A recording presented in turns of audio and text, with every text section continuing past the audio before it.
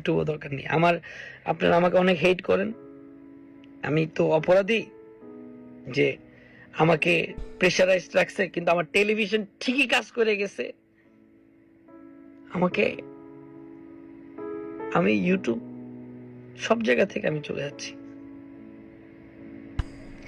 একটা বার আমার টেলিভিশনটারে দেখেন, রাত্রেবেলা আমার শো অফে 10 জন পিস্তল নিয়ে আসছে, আইসে গুলি ঠেকায় দে, শো অফের মাল আগুন জ্বালাই দিছে। আমাদের শো অফের কম্পিউটার, মাই টিভির যত এডিটিং কম্পিউটার যা আছে লুটপাট করে নিস। এটা কোনোদিন একটা স্টুডেন্ট করতে পারে না।